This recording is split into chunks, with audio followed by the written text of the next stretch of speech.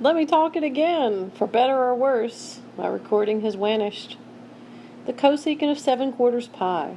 A lot of ways to go about it. One way is to draw it. If you draw 7/4 pi, it lands in quadrant 4. Well, the interesting part is that that is 1/4 away from the x-axis, where you see 2 pi. The reference angle is 1/4 pi because 2 pi take away 7/4 pi is 1/4 pi. Okay. Well, the cosecant of 7/4 pi, maybe we're not sure yet, but the sine of 1/4 pi, the same reference angle, is square root 2 over 2. And if the sine is square root 2 over 2, well, cosecant would then be the reciprocal. Just flip those sides. Cosecant would be 2 divided by the square root of 2. Well, you could rationalize that denominator if you multiply top and bottom by square root 2. When you do so, what you've got is 2 square roots of 2 divided by the square root of 4. But you know the square root of 4 is 2. And you can cancel out those 2's. What this means is that just like the sine is square root 2 over 2, the cosecant is square root 2. Okay. Well, that would be something that would take place in quadrant 1. Remember, though, that we're thinking about quadrant 4. In quadrant 4, y is negative, and if y is negative, sine must be negative because sine is defined to be y divided by r. Well, cosecant would also be negative. Cosecant is r divided by y. Okay, so let's put this together. The sine of 1/4 pi is square root 2 over 2. Then cosecant is the reciprocal, square root 2.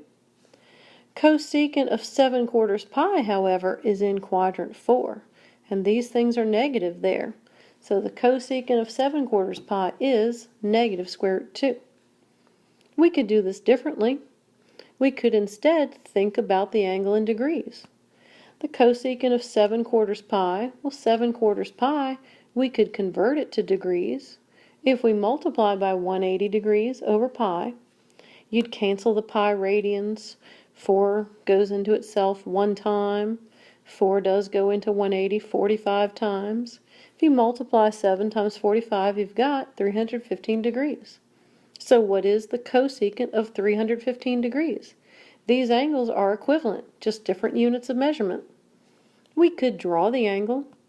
If you draw 315 degrees, it lands you in quadrant 4. But what is exciting is that the reference angle is 45 degrees. So now that you know that the reference angle is 45 degrees, you could make a right triangle with the x-axis. You could then label your angles and label your sides. Across that right angle, we have our hypotenuse, which is 1. The other angles must be 45 degrees, a 45, 45, 90 right triangle. 45 degrees opens to a side that measures negative square root 2 over 2, negative because we've gone down in quadrant 4. The other 45-degree angle opens to a side that measures positive square root 2 over 2, because this is quadrant 4.